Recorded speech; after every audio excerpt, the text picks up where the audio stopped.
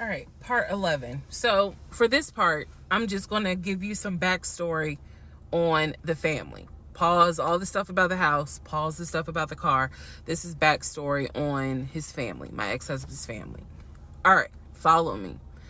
My ex-husband's parents, mom and dad, are both deceased. Mom passed away from cancer. Dad passed away shortly after her. I'm not sure what he passed away from. So he has a number of siblings. He has two, with his parents, he has two siblings, two brothers. One is older, lives in Philly. One is younger by 2 years, lives in Nashville. He has two sisters. One, Shantae, is older, lives in Douglasville with her husband and two kids, a boy and a girl. Younger sister, Kim, is the baby, lives in Augusta with her husband, worked at, I think he told me, Procter and Gamble. That was the story. He had two half brothers that were through his dad. One brother lived in Baltimore. The other brother lived in Augusta. The brother that lived in Augusta, I have physically met in person, shook hands, hugged, all that. The brother that lived in Baltimore, I have FaceTimed with, talked to him. The brother that lived in Philly, the older brother that he looked up to, I have never talked to him on the phone. I would always talk to him through my ex-husband. So the conversation would be like, hey babe, brother so-and-so said hey. He didn't call him brother so-and-so. We'll call him John. John said hey. Hey John. I would be in the bathroom doing my hair, brushing my teeth. Hey John. And he would be like, did you hear? He said, how you doing? I was like, I'm good. How's he doing? Because that's just me. And so he would relay back and forth. He talked to John every day from starting around July after the grandmother passed away. He would talk to John every morning. We both would be getting ready for work and he would be on the phone with John. They would be talking for 30, 40 minutes, talking about football, talking about other siblings. They would be talking about cars. It was really like not a big deal. They would talk about the brother in Baltimore. They would talk about the brother in Augusta. And then they would reminisce. This is the conversations I could hear. Let me explain. When I say I can hear a conversation, what that means is I am physically standing near him or next to him where I could hear him with the phone up to his ear talking to someone, because it wasn't me. Okay? I may not hear the other person because the phone call may not be on speakerphone. But what I hear is, for example, I hear, hey man, what y'all doing? Oh, for real? Y'all barbecuing this weekend? What y'all making? Oh, that's what's up. Nah, I think me and her are gonna stay in this weekend because, these numbers is looking crazy with COVID. Yeah, she over here. She's just sitting right here. She watched the TV. Okay, hold on. John said, hey. Hey, John. You heard her? Okay. All right, bruh. I just wanted to check in on you. That's the type of conversation I'm explaining. Okay, so I hope that gives a little more clarity about the type of conversations I'm hearing. So, I don't know why this light keeps going out. Okay. So that's how he would talk to his siblings. The grandmother passed away. He called me around April or May and told me that his grandmother passed away. His grandmother, on his dad's side, had died suddenly from COVID. She had symptoms. She went to bed and did not wake up. He was distraught. He was crying. He wasn't eating. He was just sitting there, listening to music, not watching TV, just sad, because he was like, my grandmother was always my support system. So from what I saw, it really bothered him. I did not think anything of it. I'm one of those people. If you tell me somebody in your family passed away, I'm gonna believe you, because I don't play about death. And I guess I expect other people don't either. Um, however, that is not the same for everyone else. But we'll get there. So, family. He had his sister Shantae, who lived in Douglasville. Like I said, she was married with 2 kids. Apparently she was a nurse. So when I had my miscarriage, that was a sister that he was like, my sister will take you to the hospital. Like, that's what family does. Okay. I had never met Shantae. I've been on the phone, or excuse me, I've been around him when he was on the phone with Shantae. Never heard her part of the conversation. But he would be talking to his sister. That's what he said. That's what it sounded like too. Now, what is interesting is that we lived maybe 35, 40 minutes away from Douglasville. So there were plenty of times that he had invited me to go with him to his sister's house. Okay, let me tell you how this would always work out. Total times he invited me was probably 3 times for different barbecues or whatnot. The first time he invited me, I was like, nah, I ain't going, because again, COVID. And she's a nurse. Hell no. The second time he was like, yeah, she invited us, but I don't think we should go because COVID. No. The third time I agreed to go. I was like, absolutely, I'll go meet your sister. Like, that'd be great. On our way to her house, to Douglasville, to go see the sister, apparently he got a phone call. The phone was always like on vibrate, but he got a phone call and he told me that something came up, and so she had to cancel the barbecue, the get together, whatever. And so I was just like, oh man, okay, well, hopefully we can go another time.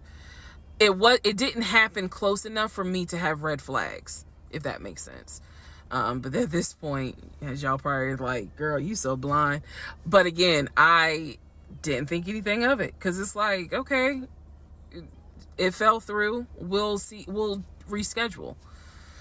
And so we just went out to eat, and then he talked to another brother, the brother from Augusta that he would have on speakerphone. So it was like, I didn't think anything of it. I really didn't. Man. And the more I talk about it, the more I realize, like, I'm not a dumb person,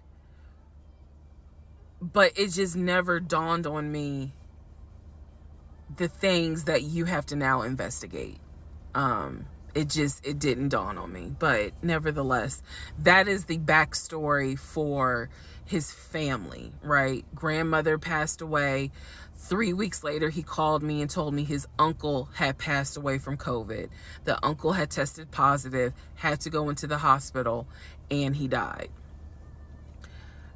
It was a bit of a red flag. It was a bit of a red flag, but like I said, I don't play about death. So I was just like, wow. Because of these 2 deaths, he became a stickler about COVID.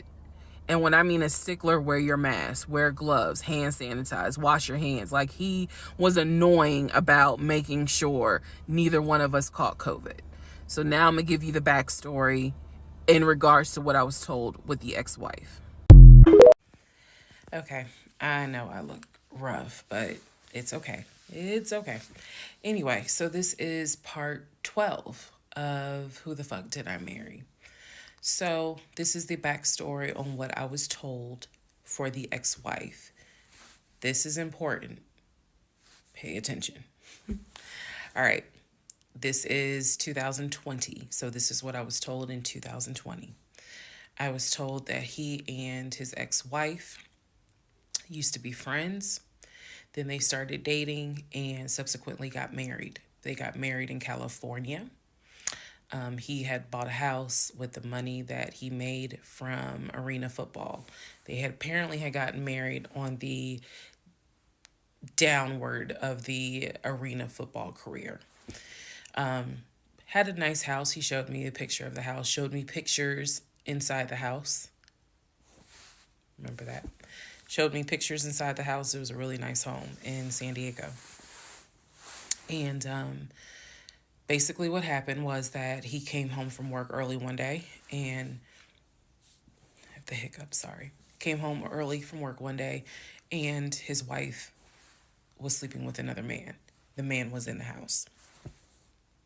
He and the man get into it. Her son, who is about 17 years old in 2020, she had two kids, a daughter and a son. The son apparently was on his way home from school when my ex-husband found his previous wife in bed with another man. So the story goes that he and the guy fought. He kicked the guy out. He kicked his ex-wife out, but told her the kids could stay. The kids are not biologically his. Those are his stepkids. She was like, you must be kidding. Like, I'm not leaving my kids here. The kids are old enough to where they were like, we don't want to go because you fucked up. We don't want to leave. So apparently she leaves. The kids stay with him for a few weeks. And then she gets her own place. The kids move out, move in with their mom. He files for divorce in California. He files for divorce in California, and it was an ugly divorce. She was asking for spousal support, all kinds of stuff. And then it turned into, you know, I'll help you with the kids, not child support, but just I will give you some money for the kids, because apparently he was very close to the kids and he wanted to keep a relationship with the kids. Their biological fathers, apparently there were two fathers, their biological fathers were not in the picture. So the divorce starts out contested and ugly, eventually becomes amicable. Eventually they become cordial with each other. So my ex-husband moved. This is all before he ever met me. So I'm telling you the story of what I was told in 2020. So eventually, about 2 years later, is when his job approached him about an opportunity to transfer to Georgia. And so he took it. New beginning, fresh start. He has family in Georgia. He took it. He told me this story pretty much the second or third conversation we had. So it was always from the beginning that she had cheated. He caught her, and he had filed for divorce, but he was still close to the kids. They still had a great relationship. I've heard him on the phone with the kids, you know, just encouraging them, helping the 17-year-old like with homework. The kids really apparently wanted to meet me, and I was fine with that. He would send them money, you know, if they needed something, because he loved the kids as if they were his own. I'm telling you the story as I was told it in 2020. So let's see, around April or May of 2020, he informs me that his ex-wife has moved to Georgia. Apparently she's staying with her sister in Gwinnett County. So she has moved to Georgia. The two kids are now in Georgia. And so when he tells me all this, I'm like, so what's that supposed to mean? Now, I will say this. He never made it seem as if she wants him back.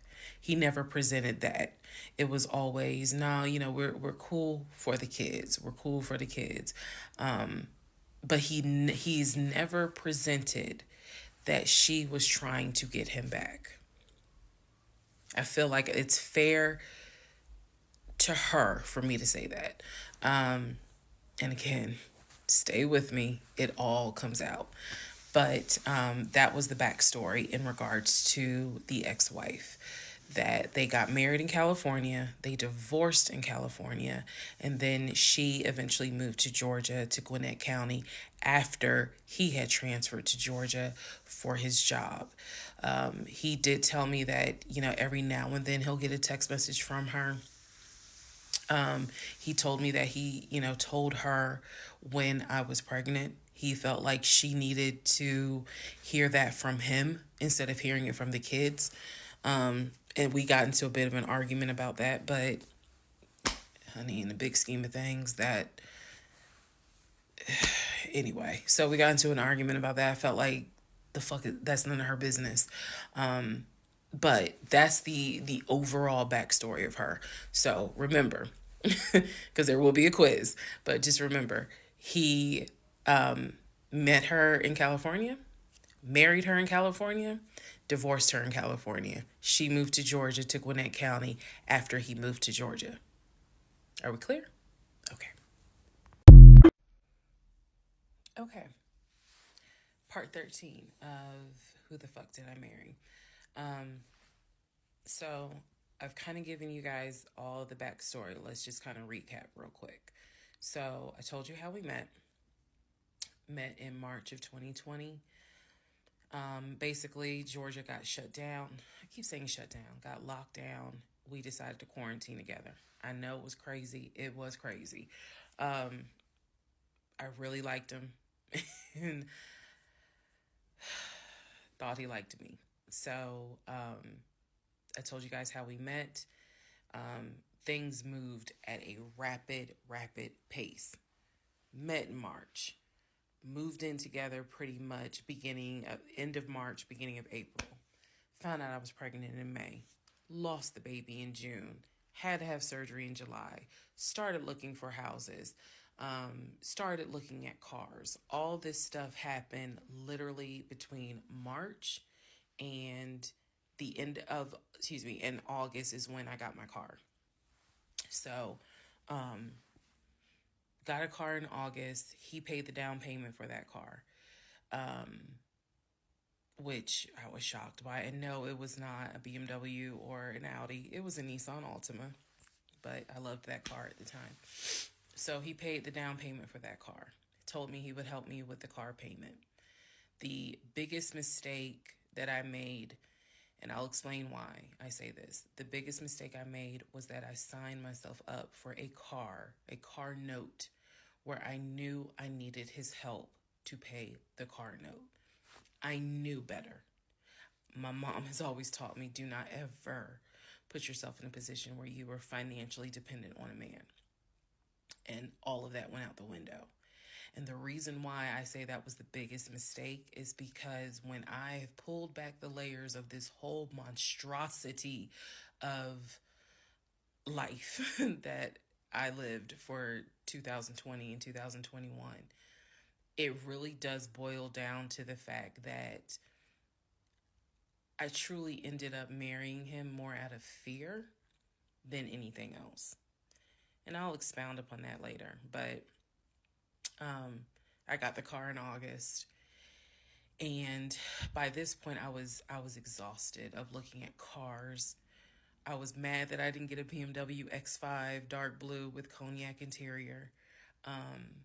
And I was tired of looking at houses, getting my hopes up, looking at a house and picturing myself in the master bedroom, the kitchen, the island, all that stuff. I'm a visual person, and I was tired of getting my hopes up.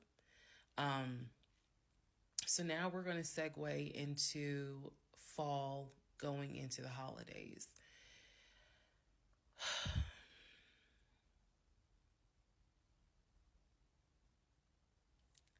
Here's what happened. In October, we looked at another house.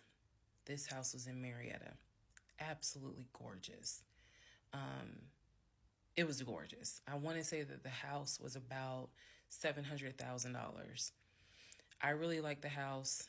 I could see myself living there. I could see myself cooking there. And so subsequently, my ex-husband put in an all-cash offer on that house.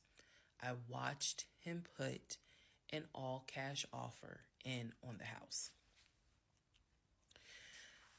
Our real estate agent, Scott, called us about 24 hours later, and he said, the sellers love your offer. The offer was an all cash, full asking price offer. $700,000. Let that sink in for a moment. He said the sellers love the offer. They are asking that you show proof of funds so that they can accept the offer. My ex-husband said, I will show proof of funds when they accept the offer.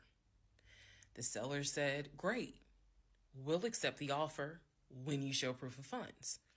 So basically we got into a standoff. And if you're a real estate agent or you work in real estate, I would love to know your thoughts on this. I had asked people in my personal life, like, have you ever heard of this before? And I've had plenty of people who said, I side with the ex-husband. I would not show my bank statements until they accepted the offer. And then I had other people who were like, I wouldn't accept an all cash offer unless I verify that the person can pay. So I'm just curious what your thoughts are. Okay. So our real estate agent called us and was like, guys, the sellers are giving you 2 days to show proof of funds. I had the letter that he showed me from Chase. I sent that to Scott, but that was for a mortgage. The offer was for all cash. So he needed to show proof of funds that he had the cash to pay $700,000. He didn't show it. He refused to budge on showing them proof of funds until they accepted the offer because he was afraid that they were going to create a bidding war. So what ended up happening was Scott called us and said, I apologize because I didn't do my due diligence as a realtor. He said, before I ever started showing you guys a house, I should have collected your pre-approval letter and proof of funds. He said, so at this point, my broker has informed me that I cannot show you guys another house until you show at least us, meaning the real estate firm, until you show us proof of funds. And so I'm just like, well, I'm telling my ex-husband, just show them the fucking proof of funds. Like, what's the problem? And so it was a lot of, I find that this is really unprofessional because it's not our fault that you didn't do your job correctly. It got a little ugly and it got uncomfortable because I'm like, I don't understand why you don't show them proof of funds when you clearly just signed a document stating that you're putting an offer in at full asking price. This was the same thing that the realtor was saying. He was like, but you just signed an offer. So what's the problem? Like, you want them to accept the offer and then you'll show everyone the proof of funds? And my ex-husband, without missing a beat, said yes. So Scott did his best to work with the seller and say, look, accept the offer. He'll open the books. He'll show you the proof of funds. These sellers were like, no, that's not. And it wasn't so much the sellers. It was the seller's agent. Big respect to the seller's agent. But the seller's agent was like, no, that's not how we're doing business. He needs to show those proof of funds before I advise my clients to accept his offer. Period. If he's not willing to do it, we'll go on to the next offer, because they did have another offer on the table for it was less than asking price, but they were willing to accept that offer over the all cash offer because those people had basically shown proof. So subsequently, the house fell through. We passed the 2-day deadline. They went with the other offer. Also, at this point, our real estate agent, Scott, and I do not blame him for this, pretty much cut all ties. Because what he, I believe, felt like was, I don't know what's going on, but something's going on. And this is not how I do business. So until you guys are ready to show the proof of funds needed to buy a house, you need to get yourself another agent, because we were already about 20 to 25 houses deep by this point. We had already put in 2 other offers, they fell through. And now here we are with this house. And once again, it fell through. Okay, so good news and bad news. Number one, this is part 14 of Who the Fuck Did I Marry?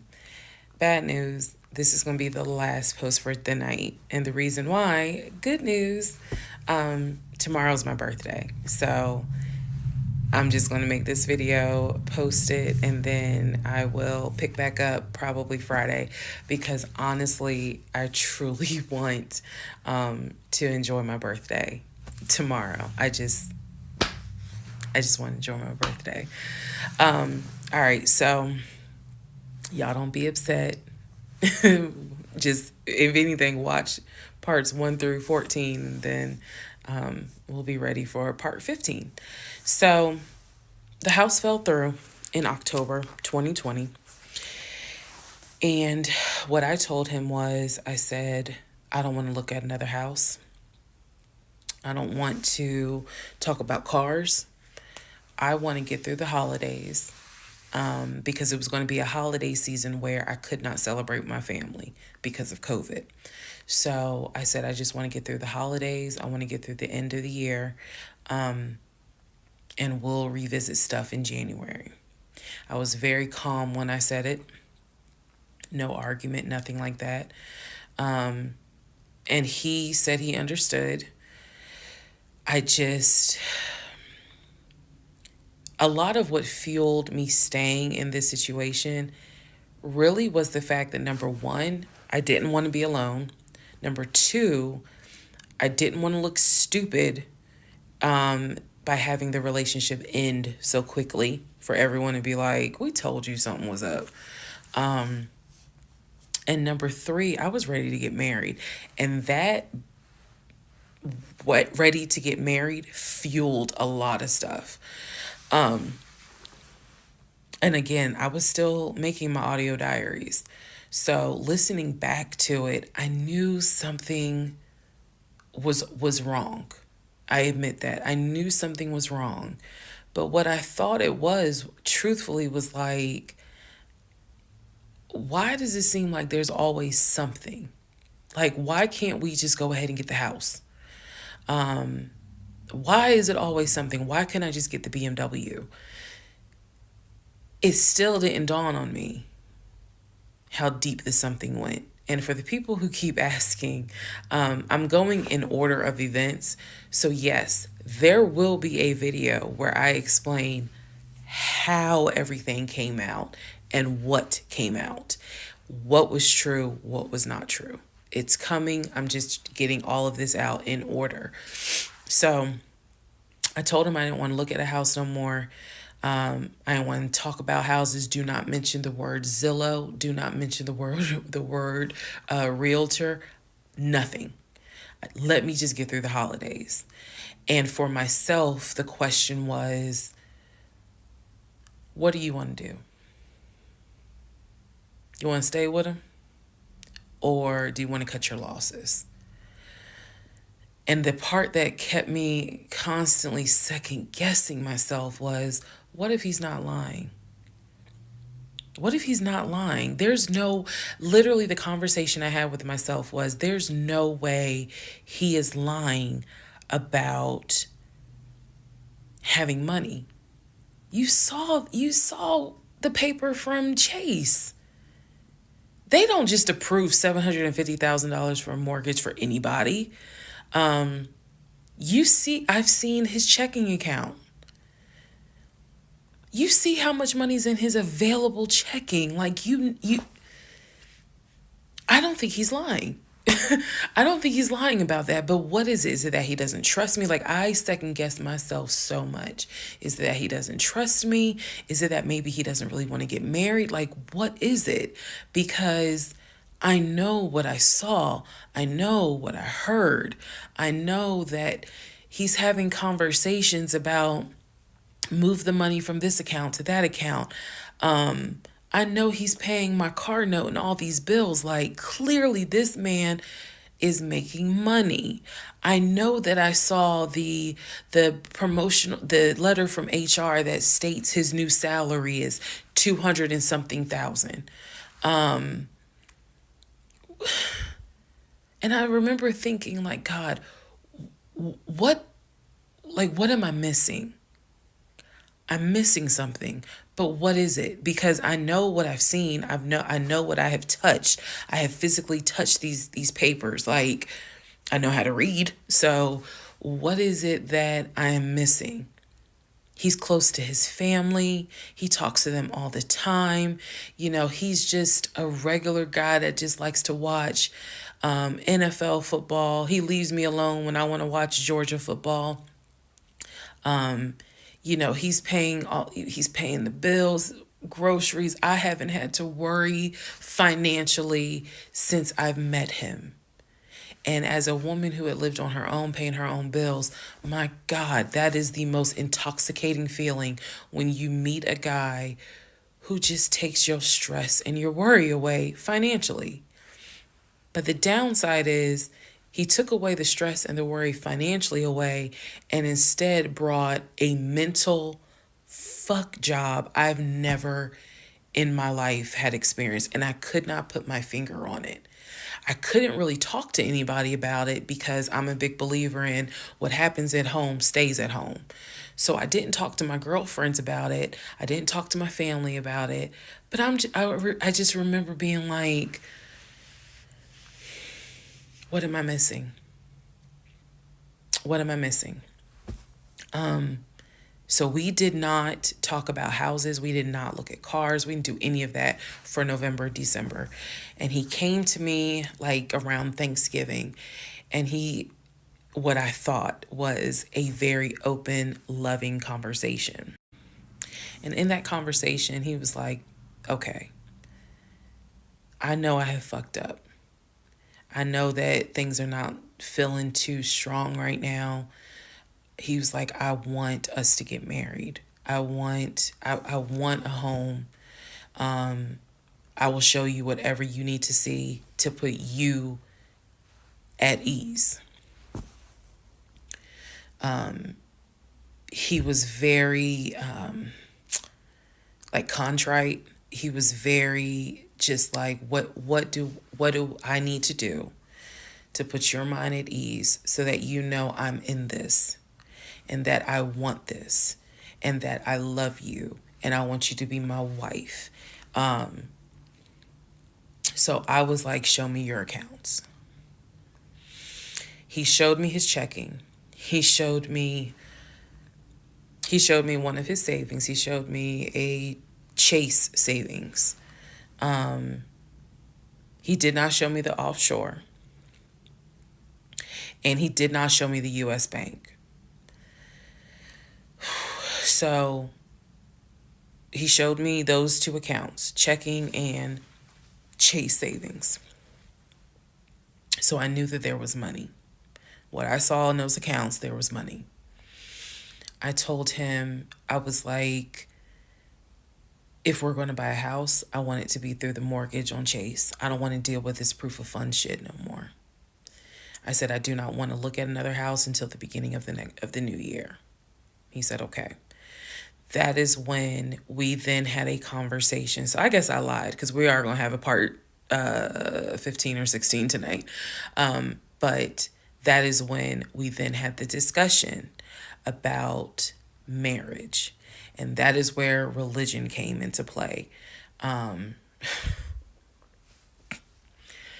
Yeah, I'll give y'all the other part tonight. Stand by. Okay, part 15. Who the fuck did I marry? So in December of 2020, around beginning of December, we had a conversation, kind of a come to Jesus heart-to-heart conversation. And both of us had grown up in the church, and the fact that we were not married but living together, the fact that almost had a baby together, bothered both of us. Both of our families, my family and his family, were very adamant, like, okay, y'all either need to get married or y'all need to separate. And so I'm walking around with a ring on, which I'll post a picture of the ring because, God, there's so much to unpack. But anyway, walking around with the ring. And so he said to me, whatever I need to do my part to make this work, I'm willing to do. At the same time, it wasn't that I did not trust him as much as it was I felt like I wasn't trusting myself. Because again, like I said in the previous video, I know what I saw, I know what I read, I know what I've heard, but fuck, something was not sitting right with me. And every time I would question it in my head, the other side of me was like, okay, you know he ain't lying about the money because you saw it. So you know he ain't lying. Girl, are you that... Like, I remember saying to myself, are you that jaded that you don't even know what it's like to have a decent man? Yes, I really had the audacity to have that thought. So we agreed beginning of December, like, we wanted to be together. I believe I loved him. I believed he loved me. So the decision was made that we were going to get married. It's still COVID, so we had to follow certain protocol. So we filed our marriage license in Fayette County, Georgia, because you could not get an appointment in Clayton County to save your life. So we filed the marriage license in Fayette County. On our marriage license, it asked the number of previous marriages. He said 1, I had 0. It asked for our social security numbers. He put his social security number down. I put my social security number down. I mentally wrote down his social security number. And I did a background check. I did a background check after I had filed a marriage license. Yes, I know, but I did. The background check, nothing came back. It was like no results found. I did a criminal background check, nothing came back. So I thought one of two things. Either I had the wrong social, meaning I wrote down the wrong social, or my paranoia was unfounded. There's nothing wrong with him because he has been always throughout the relationship a big stickler about law enforcement, following the law, because his dad was a retired police officer. So this is someone who has been... This is a guy who would check to make sure my tail lights were working, make sure my signals were working, make sure my oil was good, make sure I had enough gas in the car. So when the criminal history came back with no results, I was like, well, of course there isn't, because the man probably hasn't had so much as a speeding ticket. So we filed the marriage license, and then we made an appointment to get married, and waiting for the judge to come out of chambers so that she could marry us. And the reason why I'm pausing is because, my God, if I could go back and see that young woman sitting in that lobby.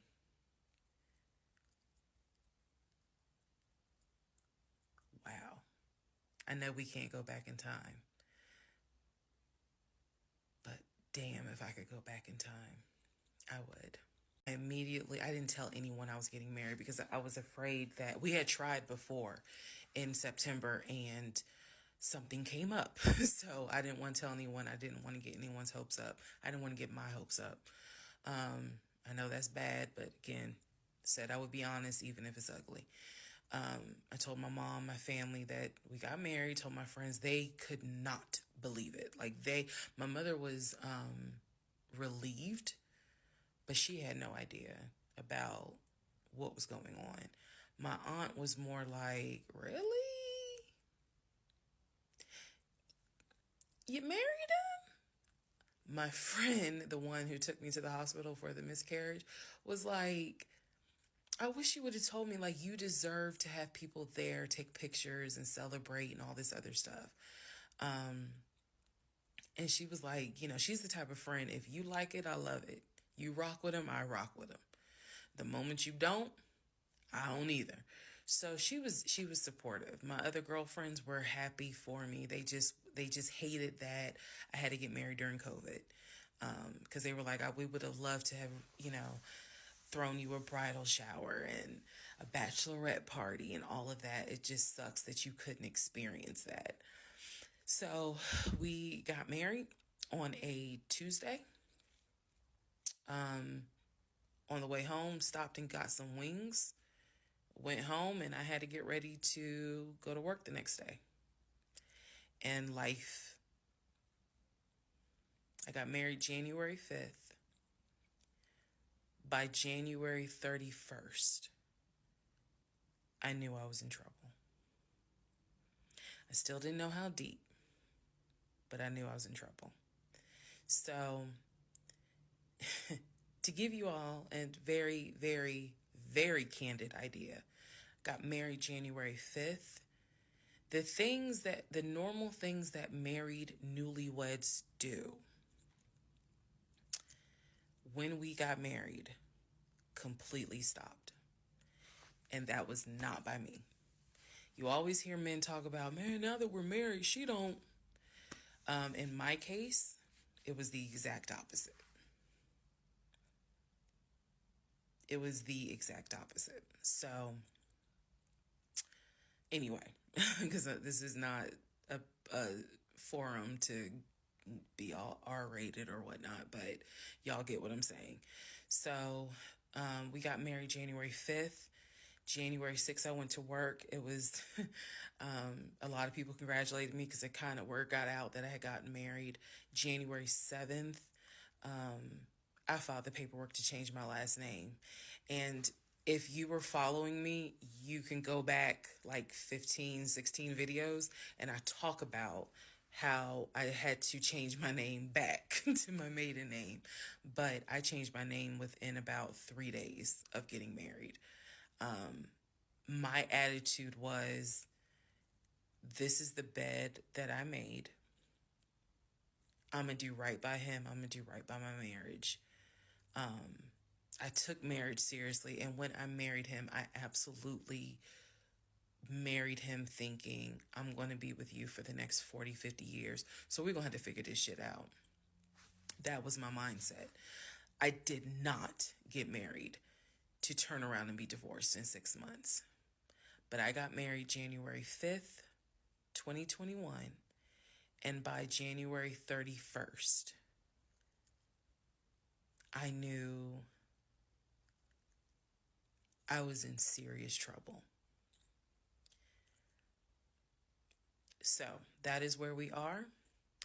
The next set of videos, the next set of all this will be me talking about how things went downhill before it crashed and I found everything out. In the meantime, tomorrow is my birthday. So, happy birthday to me. The fuck did I marry? This is the interlude, basically. I'm not recapping on this video. I'm just kind of answering some stuff that has been written to me. Someone was like, why are you airing your business out on social media? It's a valid question. For me personally, I feel like this was traumatic to experience, to live through. And I'll expound on that on another video, the aftermath of the toll that this took. Honestly, and I know some people are going to be like, that sounds crazy. It is kind of cathartic to get this out because I cannot tell you how much of this has been internalized since 2020. Also, I don't want to seem like a cautionary tale to other women or to men for that matter, but to my sisters, to my ladies, white, black, Hispanic, Asian, doesn't matter. If something does not sit right with you, investigate it. I cannot stress that enough. If just one woman watches these videos and she's like, you know what, something don't sit right with me, let me look into this, then it was worth it. Yes, it is a Lifetime movie. Yes, it is Netflix. Yes, it is crazy. Yes, it is hilarious also. Um, and I understand all of those reactions. As someone who lived it,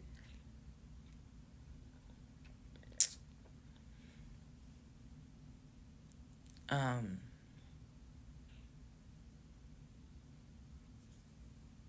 it was traumatic. But I feel like, God, it feels good to finally admit what the fuck I went through. And again, by the time this is uploaded, I'm only to January of 2021, right after getting married. So when I think back on it, there's things that I'm very, very grateful for. There are things that I'm just like, why did you not pay attention? Why did you not question? And the sad part is, I can't even begin to tell you, I don't remember the woman I was before I met that man. I don't remember. Um, because going through something like that, it changes you. And I've seen some women in the comments who were like, I was married to a habitual liar. I was married to a pathological liar. My baby daddy's a pathological liar. And my heart goes out to them, because until you have dealt with someone so depraved, you really don't quite know how bad it can get. So I'm fully aware that this was a risk, putting this out on social media, telling my story, my truth, and really kind of being like, look, this is what I went through. I made dumb decisions. I overlooked things I should not have overlooked. I argued away things I should not have argued away. I can pinpoint exactly the moment I should have left. I still feel like God is sitting on the throne and he's like, I never planned for your monkey ass to marry him. I never even planned for you to go out and date with him. That's why I blew your tire. But you hard-headed and you went anyway. And then I tried to go ahead and show you signs. You ignored them. Like, I feel like God did everything to help me as his child be like, this is not who I created to be your helpmate. And I was like, God, you taking too long. I want to get married. You taking too long. I want to have a family. You taking too long.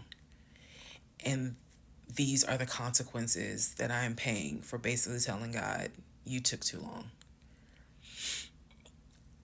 And I feel like God's grace is sufficient. It is. But at the same time, and I'm not perfect. I mean, not perfect at all. None of us are. But I do feel like when I sit back and I replay the events that happened, I truly cannot believe that was my story. Because all I wanted was to meet a guy, for him to be my best friend, for us to get married, have a family. I wanted someone I could make fun of his big old forehead, and he make fun of my nappy head and all my wigs, and yet he was my ride or die. I wanted someone that I could be like, man, help me with these kids, and he helped me with the kids. We had a nice home. We were comfortable. That is what I wanted. And I've said this before, and I say it again. I truly hoped it was my turn.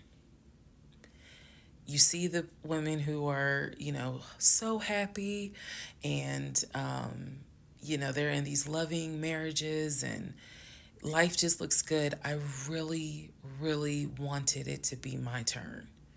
And so I excused away a lot of stuff that I hope the next woman who sees this does not excuse, because I don't wish this on anybody. I don't wish this on anyone, to feel the way I felt the moment I discovered the whole truth.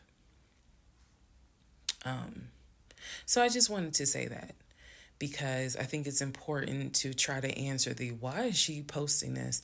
Honestly, I was tired of holding it in.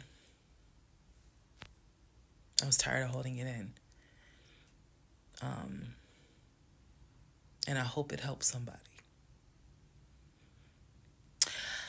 Okay, let's all take a deep breath.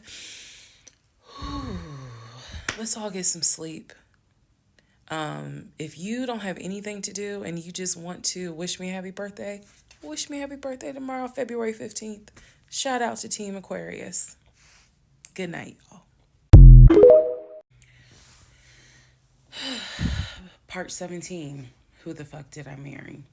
So, for context and just to clarify some stuff, going forward, I'm going to now call my ex-husband, I'm going to use the name that I call him in real life. So that way it clears up the whole fiance, boyfriend, husband, ex-husband thing. So, his name is Legion. Anyone that knows me will tell you that is what I call him. So Legion and I, when I left off at part 16, part 15, Legion and I got married January 5th of 2021. For the first 2 weeks, things were fine. We got into like a routine, basically. I would go to work, he would go to work. He was still leaving the house at around 6:15 every morning. He was still on the phone with his brother, the one that lived in Philly, every morning. That was their time to talk. From what I was told, the brother got off work. I guess he must have worked the third shift.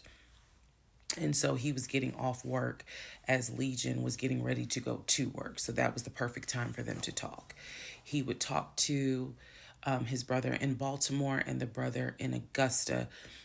Pretty much, just a quick phone call here and there, if not every day, every other day. So everything was pretty much the same. I would talk to my mom almost every day. I would talk to my aunt almost every day.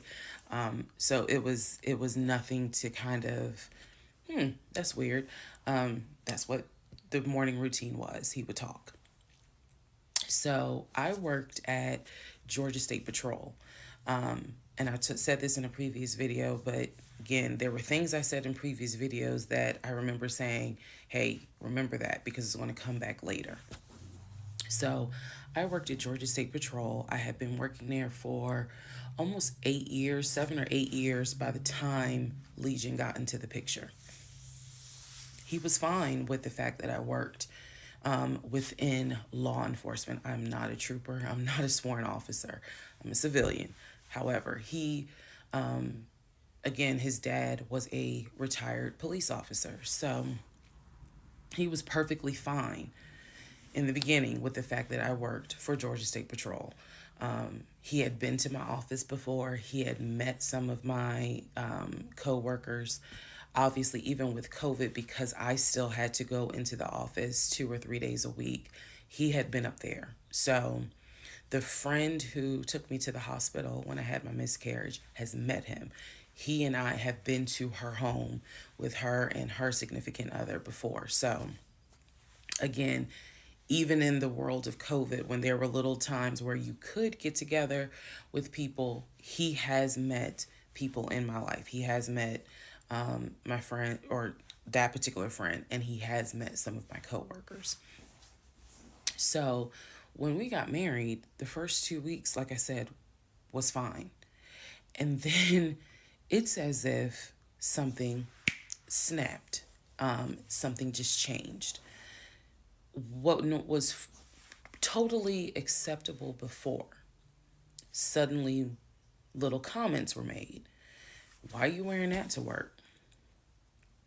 You get off at 3:30, so you'll be home by 5, right? Things that had never happened before. He had never questioned what time I'm gonna be home. Really, he didn't need to question it because when I'm off work, I leave. So it was never a situation of, oh, I'm gonna just sit around at work and just run my mouth because I have nothing to do.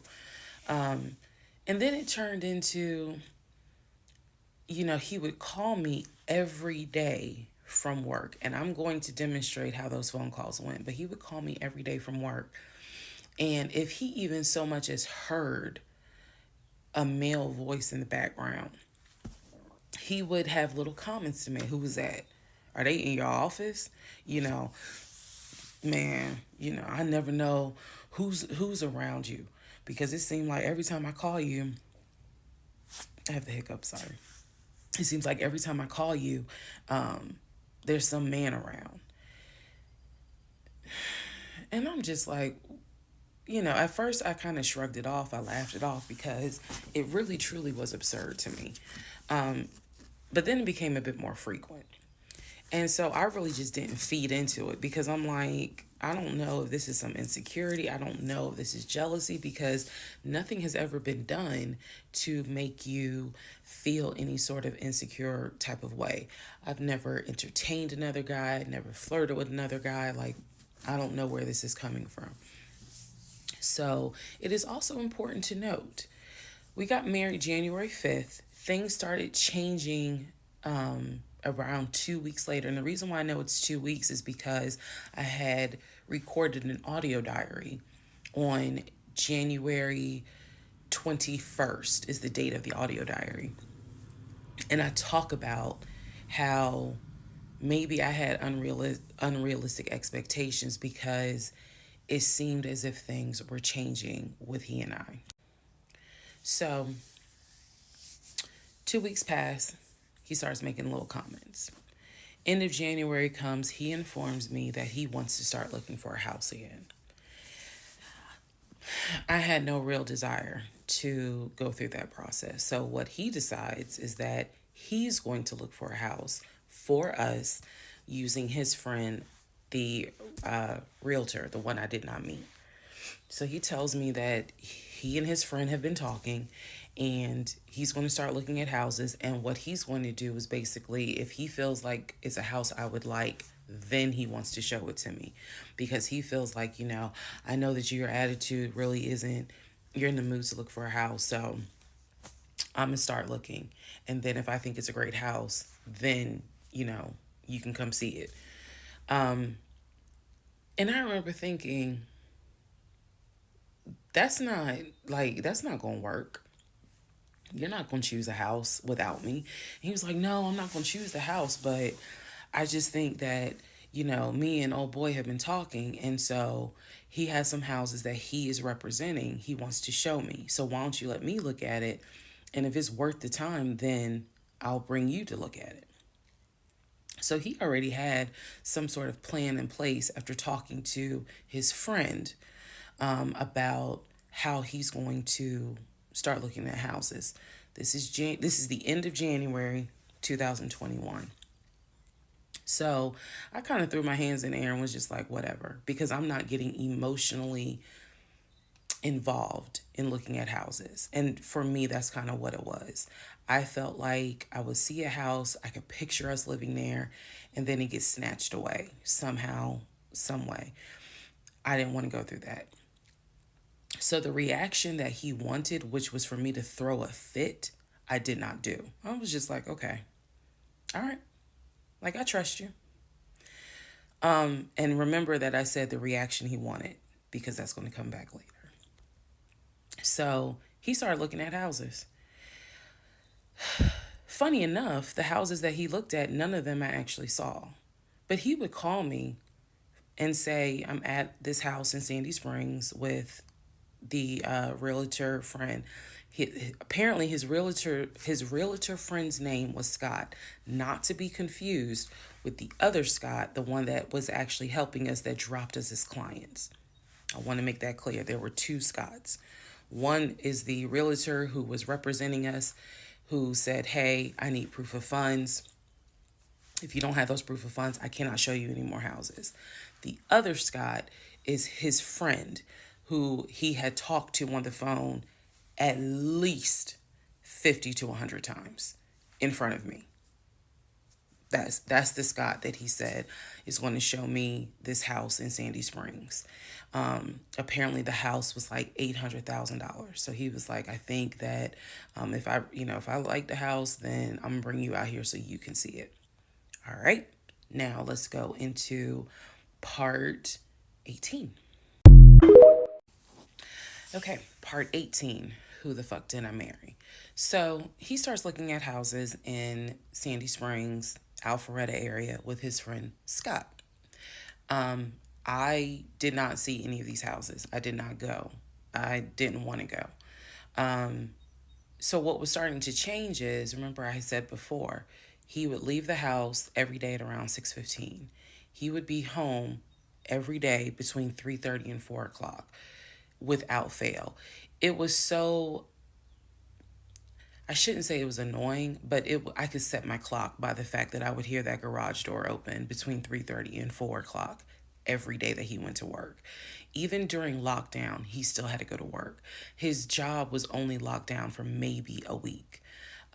For me, I was allowed to work from home, but unfortunately, I did not handle it well. And so I would fall asleep and not check email. So my boss was like, yeah, you're going to have to come back to the office because you're not trustworthy. And I wasn't. I mean, I would watch Netflix and not even be on my computer. So I had to start going back to work every day, 5 days a week. And I was, me and another lady were the only two in there because we were the only two who did not handle work from home properly. Anyway, that's another story. So Legion he started to not come home by 4 o'clock. He started to come home 5, 5:30, 6, 6:30, sometimes 7 o'clock, because he was saying that he was looking at houses after work with his friend Scott. So it definitely was noticed that things are changing. And at this point, kind of emotionally and mentally, I was just like, I don't know what to do. This is the end of January. Remember, I told you in part 15, I got married January 5th. By January 31st, I kind of knew I was in trouble. And by the end of January, sure enough, I knew things were changing in a way that I was like, I hate to sound redundant, but what the fuck is going on? So he's still maintaining the story of looking for a house, looking for a house. I had already let him know my lease is up in August. When my lease is up in August, I am moving to Cobb County. And then my attitude was kind of like, you can go with me or you can stay here. I don't care, but I'm moving. I'm leaving Clayton County. The reason why I was so adamant to move was not because of Clayton County. It was not because of the house that I was in. It was because Legion had started to create this narrative that he was beefing with my female neighbor. He was trying to get me to believe that my female neighbor to the left of me somehow was interested in him. And so she would make these little comments, and he would come in the house complaining about her and her music and the fact that she had, different men over to the house. It was driving me crazy. And all of this was kind of starting in January.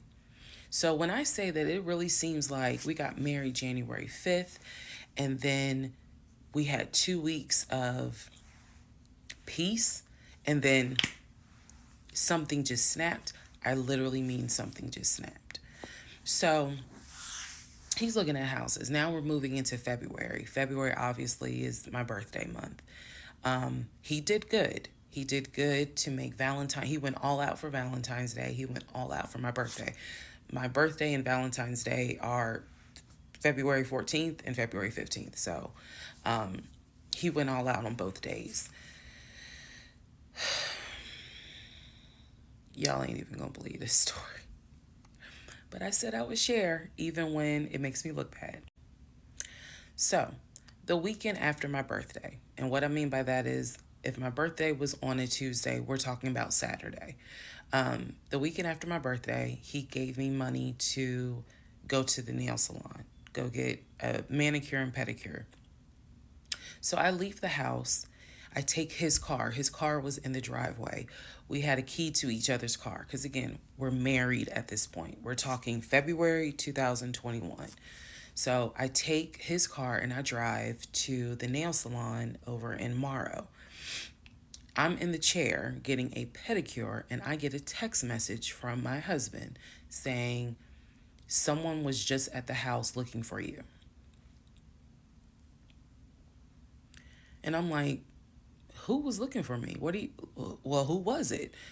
And he said, I don't know. I think it was this is through text. I don't know. I think it was some dude you used to mess with. Okay.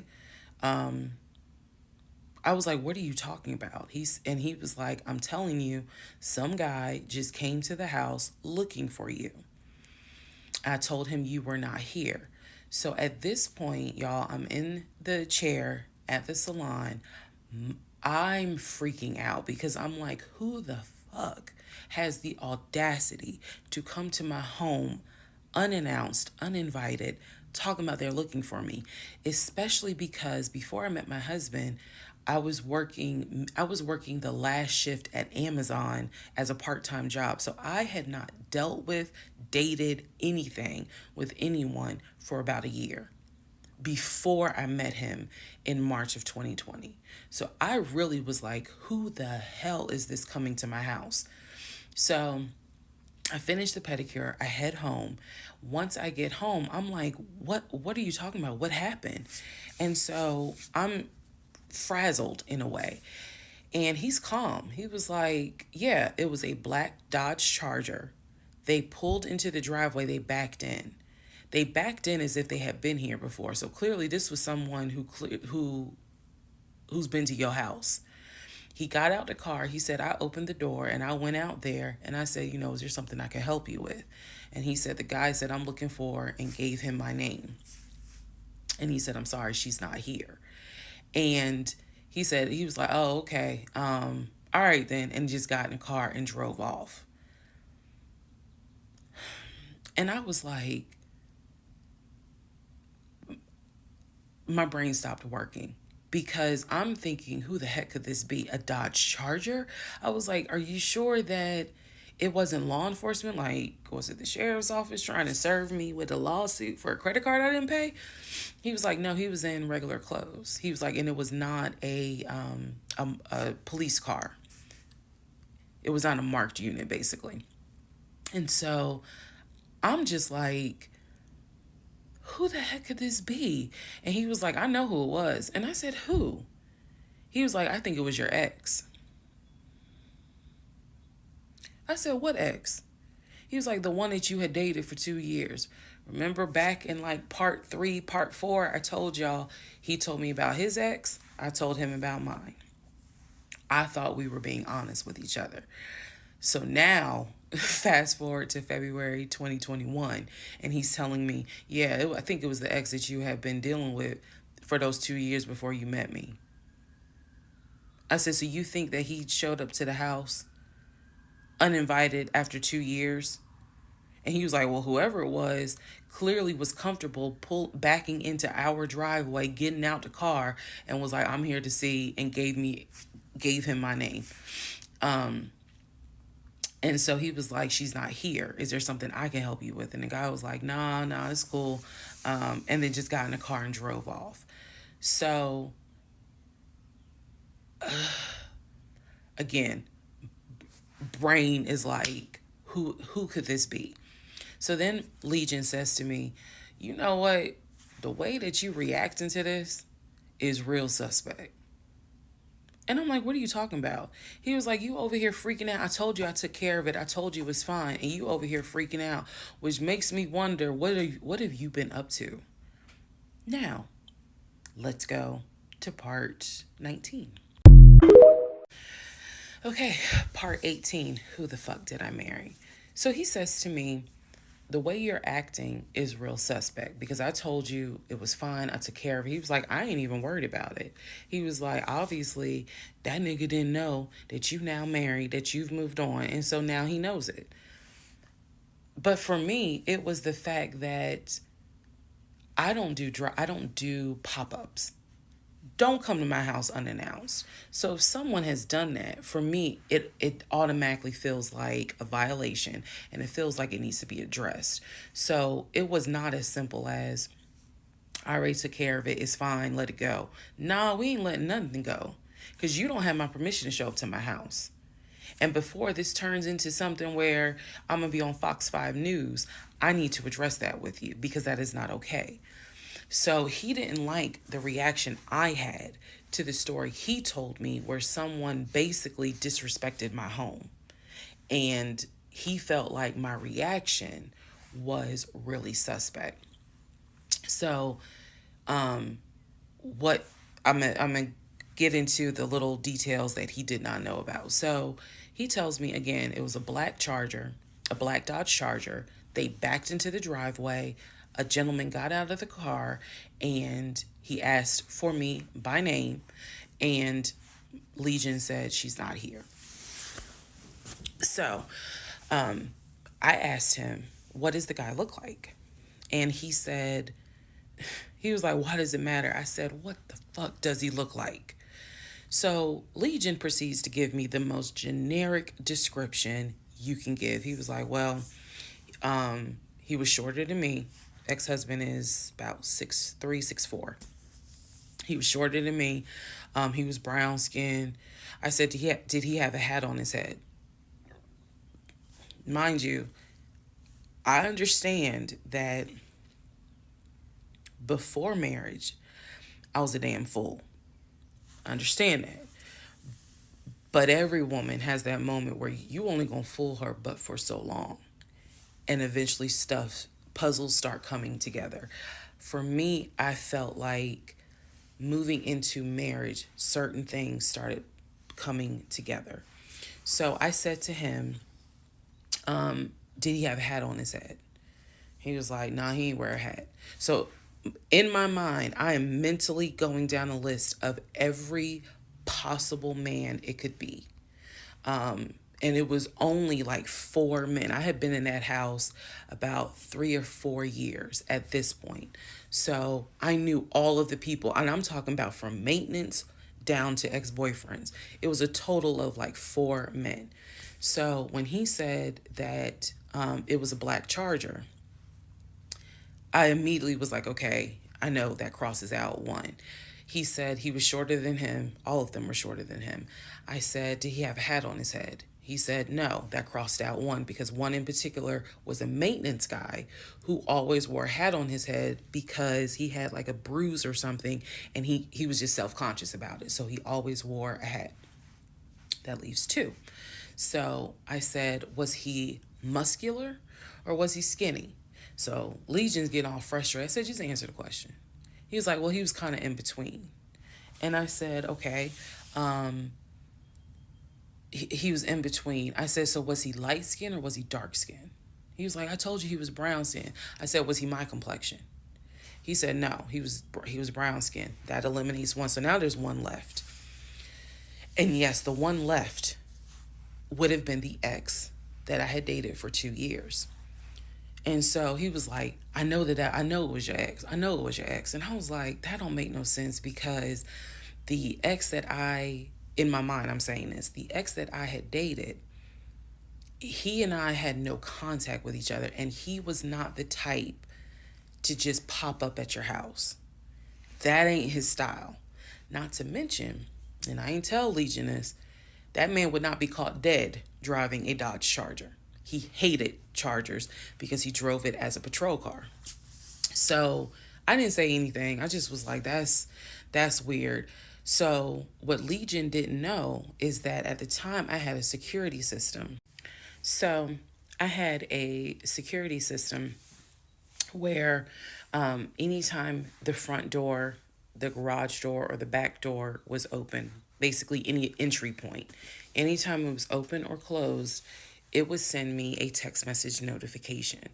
So when he's telling me all this, I'm looking at my phone and I see a notification where the front door was opened and it was shut all within the same minute. So, for example, if it says front door open at 1 p.m., front door closed at 1 p.m. So, whatever he did was within those 60 seconds.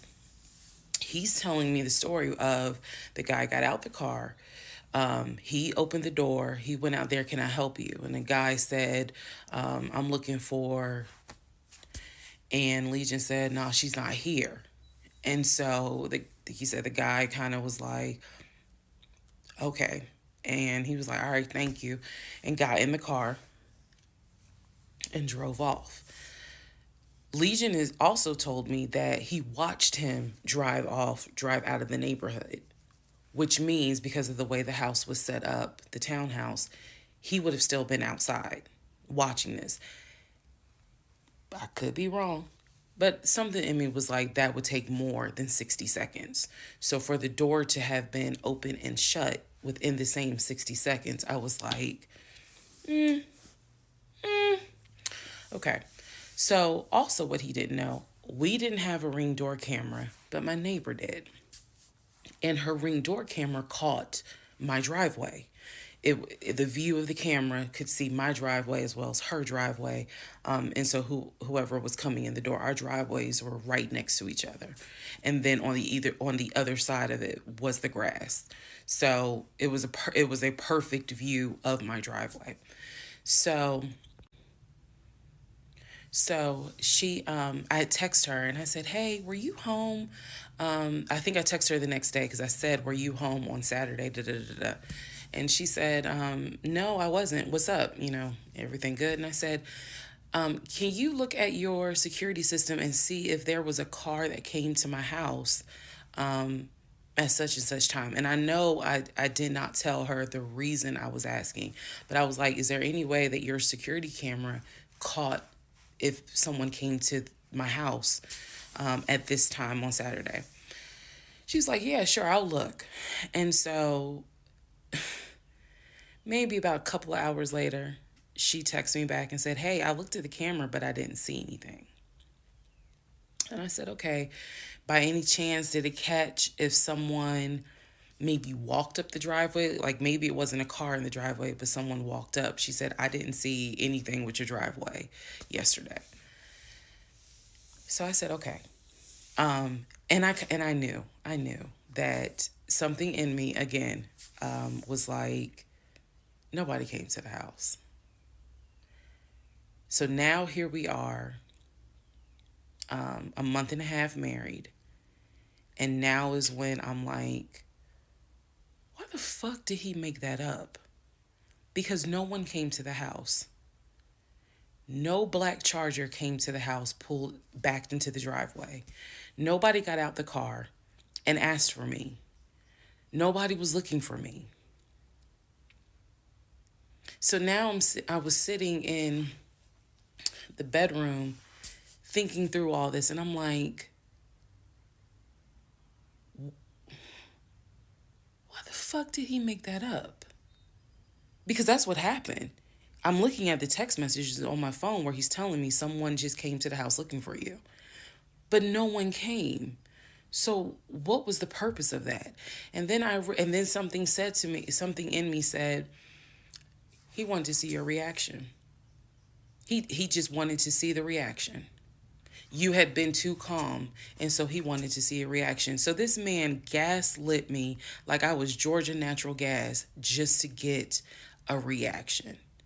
Welcome, ladies and gentlemen, to part 20 of Who the Fuck Did I Marry?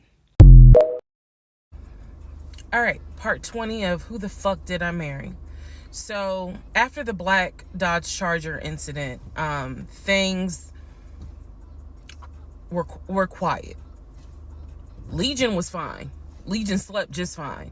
Me, that shit played over in my head for days and days and days. On one hand, I was like, I know nobody came. My head knew nobody came to the house. My heart was like, but maybe he didn't make it up. So the head and the heart were absolutely playing a tug of war because, again, I really couldn't fathom that he was making it up. But nevertheless, I filed it in the back of my mind in my little filing cabinet, my mental filing cabinet. So a few weeks later, we go out to eat at this restaurant in Atlanta. It's a burger place, and I'm going to do my best by the time I post this to put the name of the burger place on the screen. So we go to the burger place, eat dinner. Everything was fine. As we are leaving, he says to me, did I ever show you where my grandmother's buried? This is the grandmother that passed away from COVID in 2020. And I said, no. I was like, we haven't been over here.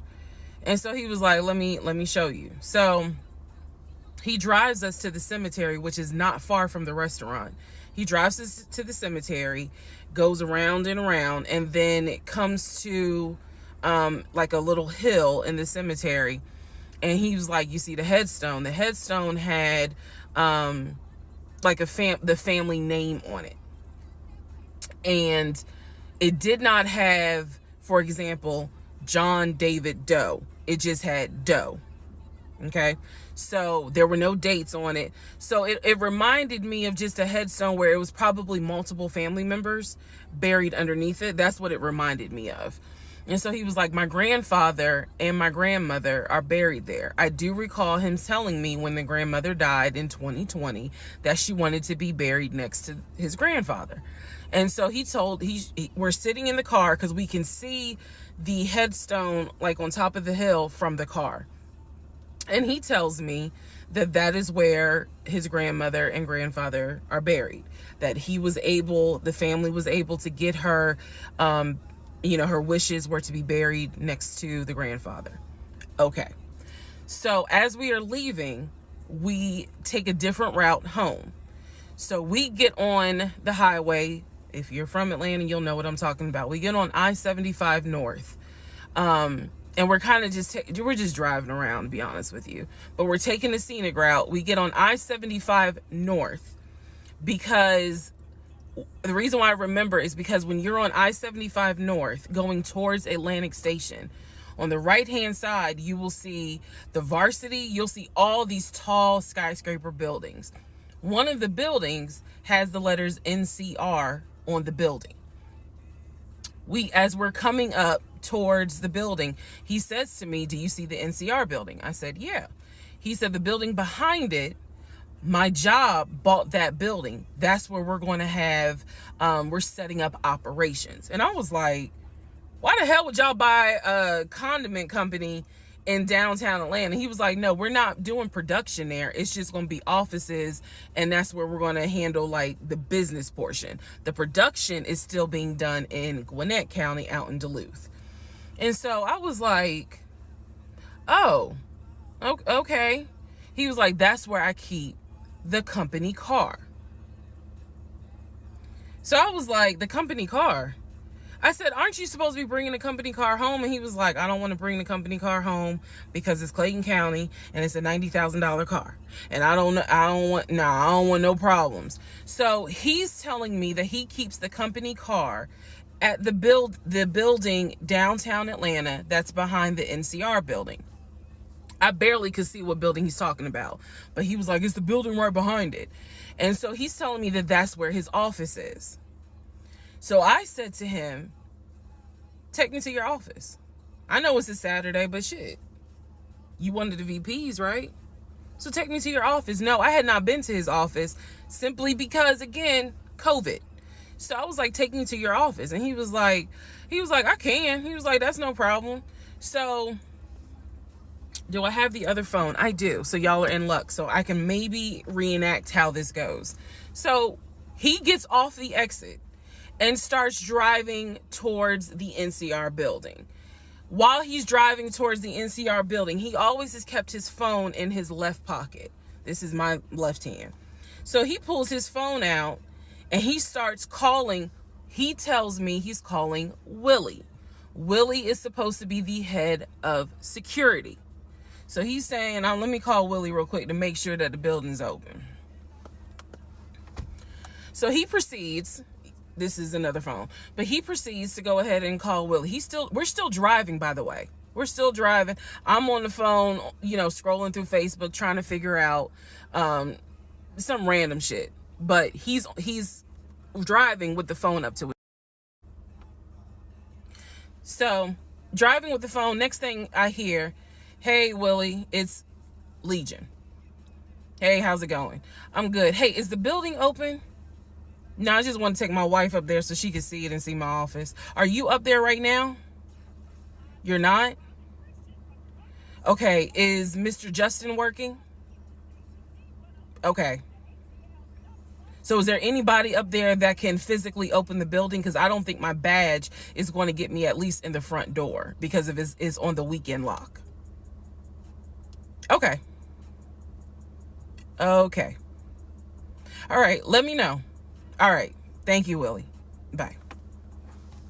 Y'all see how I did that? He's having this whole conversation while I'm sitting in a passenger seat. So then he gets off the phone and he says to me, Willie is not working and Justin apparently called out sick. So the building is locked and my badge won't get us in the front door. He was like, Willie's going to see if there's someone else that can open the front door so we can actually get in. He's like, my badge will get us on the floor, but it will not get us in the front door. No one ever called.